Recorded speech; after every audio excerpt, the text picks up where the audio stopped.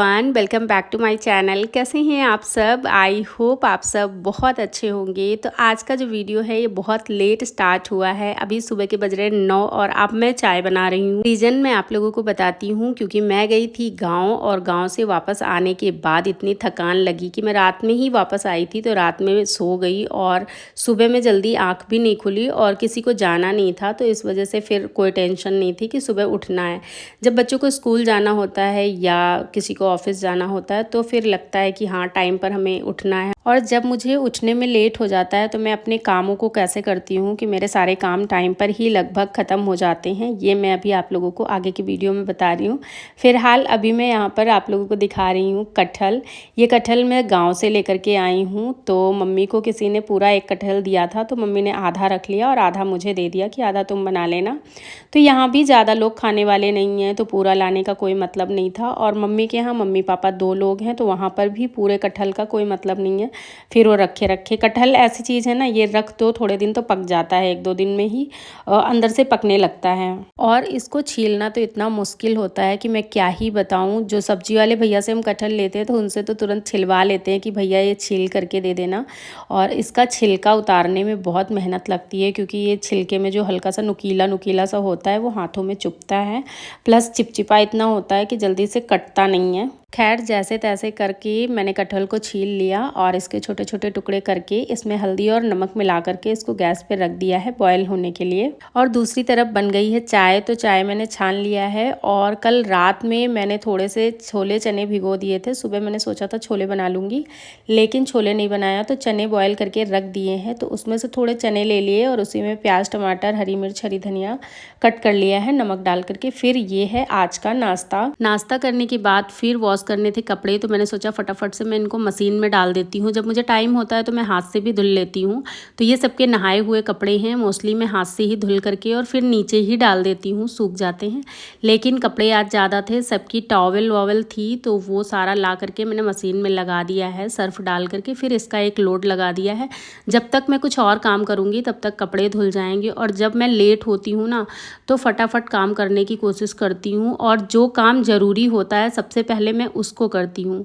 तो अगर मैं अभी कपड़े हाथ से धोने बैठती तो इसमें मेरा टाइम वेस्ट होता, तो इस वजह से मैंने कपड़ों को लगा दिया मशीन में। फिर सारे पौधों में मैंने पानी का छिड़काव कर दिया है। किसी भी गमले में पानी नहीं भरा है, क्योंकि जब धूप में गमलों में पानी भरते हैं तो पौधे बहुत जल्दी खराब हो जाते हैं। फिर नीचे आकर के प्याज, लहसुन, हरी मिर्च, हरी धनिया, जो भी सब्जी बनाने के लिए चॉपिंग करनी थी वो किया और फटाफट से बना ली है सब्जी। और कटहल की सब्जी में मैं कभी भी टमाटर ऐड नहीं करती हूँ, तो ये बिना टमाटर की सब्जी बनती है। ऐसा बिल्कुल नहीं है कि कटहल की सब्जी में टमाटर नहीं डाला जाता है, डाला जाता है। बहुत सारे लोग कटहल की सब्जी में टमाटर डाल करके बनाते हैं, बट मुझे नहीं पसंद है, इस वजह से मैं नहीं बनाती हूँ। तो यहाँ पर सब्जी छौंकने के बाद थोड़ा सा पानी मैंने इसमें ऐड किया है, और ये वही पानी है जिसमें मैंने कटहल को बॉयल किया था। अब इसको ढक करके 5 से 10 मिनट के लिए पकाना है, उसके बाद सब्जी हो जाएगी रेडी। फिर कढ़ाई को मैंने रख दिया है दूसरे बर्नर पे, और इस वाले बर्नर पे रोटी बनाने लग गई हूँ। तो चलिए अब बात करते हैं कि जब मैं सुबह उठने में लेट हो जाती हूँ तो मैं अपने घर के कामों को कैसे करती हूँ, जो सारे काम टाइम पर ही फिनिश होते हैं। तो सुबह उठने के बाद जो सबसे पहला काम होता है वो होता है घर की क्लीनिंग का, झाड़ू पोछे का।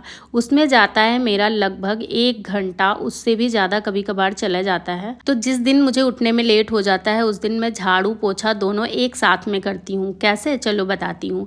तो मैं क्या करती हूँ, मॉपिंग नहीं करती हूँ, मतलब जो स्टैंड वाला पोछा होता है उससे नहीं लगाती हूँ, बल्कि वाइपर में एक गीला कपड़ा लपेट करके, या जो भी हमारे घर का पोछा होता है उसको लपेट करके और फिर पूरे घर को वाइप कर लेती हूँ। इससे क्या होता है, अगर छोटा मोटा कूड़ा भी पड़ा होता है वो भी आ जाता है, डस्ट भी साथ में आ जाती है, प्लस पोछा भी लग जाता है। तो झाड़ू पोछा हो गया ना साथ में।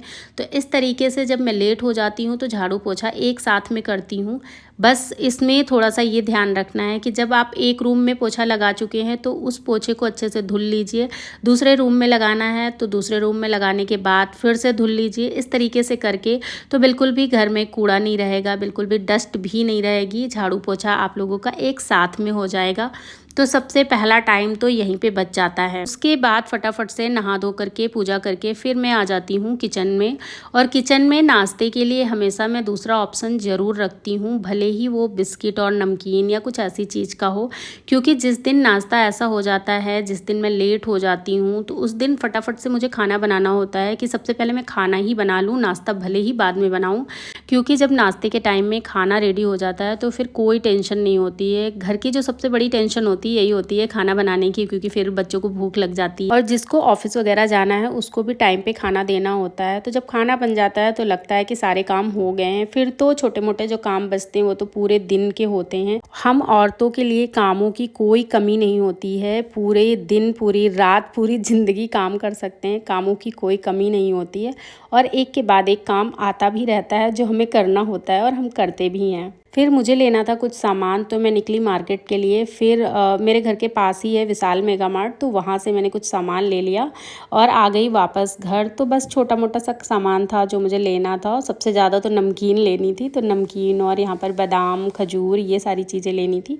तो ये सब कुछ ले करके वापस मैं आ गई हूँ घर आ करके मैंने तरबूज कट किया और सब लोगों ने खाया। इस टाइम पे इतनी ज़्यादा गर्मी हो रही है, इतनी ज़्यादा गर्मी हो रही है कि बाहर निकलने का बिल्कुल भी मन नहीं करता है। और आज ये घर पे थे, इस वजह से मैं इनके साथ में सामान लेने चली गई।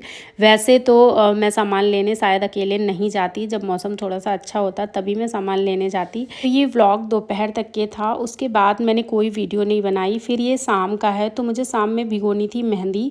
तो चाय बनाने के टाइम पर ही मैंने चाय पत्ती का पानी बना लिया है, क्योंकि मेहंदी को मुझे चाय पत्ती के पानी से भिगोना है। तो यहाँ पर मैंने 2 गिलास पानी में 4 चम्मच चाय पत्ती डाल ली है। उसके बाद इसको अच्छे से बॉयल किया है। जब बॉयल हो गया तो मेहंदी में मैंने इस पानी को ऐड कर दिया है। तो पहले मैंने थोड़ा पानी ऐड किया है और अभी इसको देखने में आपको लग रहा होगा कि कितना पानी मैंने ऐड कर दिया, बट इसको जब मैंने मिक्स किया है तो ये बिल्कुल देखिए इस तरीके से हुई है कि बिल्कुल भी इसमें मतलब बहुत कम पानी है।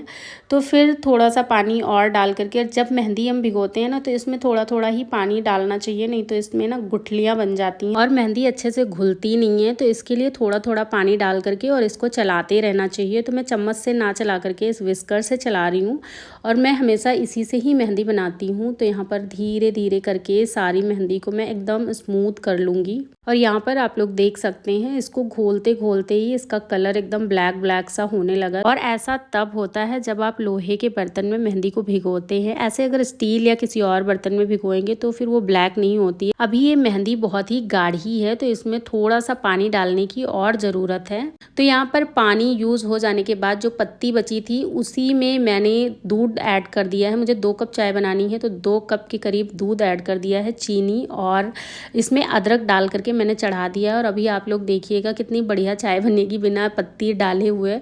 तो इस तरीके से आप पत्ती का भी यूज़ कर सकते हैं दोबारा से। इसीलिए मैंने चाय बनाने के टाइम पर मेहंदी घोलना स्टार्ट किया था, जिससे चाय की पत्ती जो है उसको मैं 2 तरीके से यूज़ कर पाऊँ। तो यहाँ पर देखिए मेहंदी की कंसिस्टेंसी कुछ ऐसी हुई है और मेहंदी अच्छे से घुल गई है। तो इसको ढक करके मैं रख दूँगी। और आप लोगों का मेहंदी के लिए एक कॉमेंट था कि आप कौन सी मेहंदी यूज़ करते हैं।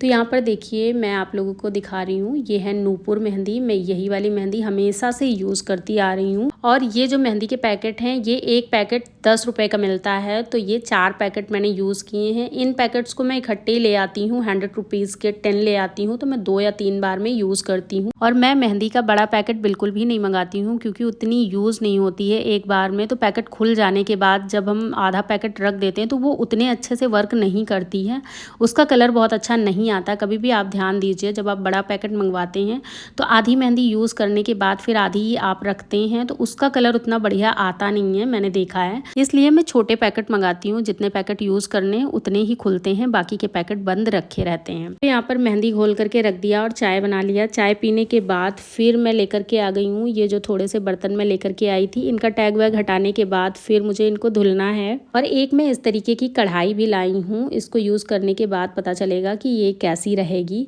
और एक मैं मसालेदानी लेकर के आई हूँ, क्योंकि मेरे पास जो पहले से मसालेदानी थी वो स्टील की थी, उसकी जो कटोरियाँ हैं हैं वो साइड से चटक गई थी, जिस वजह से मुझे दूसरी मसालेदानी लानी पड़ी है। सारी चीज़ों को रख दिया मैंने धुलने के लिए और इधर कुछ कुकीज़ के डिब्बे थे, इनको भी मैंने खाली कर लिया है, तो इनको भी धुल लूँगी। ये भी बहुत सारे काम आ जाएंगे, सब्जियाँ रखना है या कुछ भी रखना है इसमें, तो किसी ना किसी यूज़ में ये सारे डिब्बे आ जाएंगे। और साइड में रखी है सब्जी जो मैंने अभी बाहर से लिया है। तो सारे बर्तन धुल जाने के बाद फिर मुझे सब्जियों को धुलना है और जो हरी सब्जी है उसको साफ करके अभी रखना है।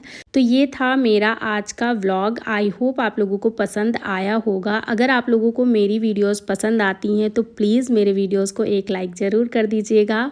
और अगर आप चैनल पे आ ही गए हैं तो प्लीज़ इस चैनल को सब्सक्राइब किए बिना मत जाइएगा और साथ में बेल नोटिफिकेशन को भी प्रेस कर लीजिएगा, जिससे मेरी जो नेक्स्ट वीडियो है वो आप लोगों तक ज़रूर पहुँचे। ये व्लॉग आप लोगों को कैसा लगा कमेंट करके आप लोग ज़रूर बताइएगा। और हाँ, एक कमेंट था गद्दे वाली वीडियो के लिए, तो अगर आप लोग गद्दे को मैंने कैसे रिपेयर किया है ये देखना चाहते हैं तो कमेंट कीजिएगा। मैंने गद्दे को कैसे रिपेयर किया है उसकी मैं एक अलग से वीडियो बना दूंगी, तो आप लोग देख लीजिएगा। तो चलिए इस व्लॉग को यहीं पर एंड करते हैं और मिलते हैं नेक्स्ट व्लॉग में। तब तक के लिए बाय बाय।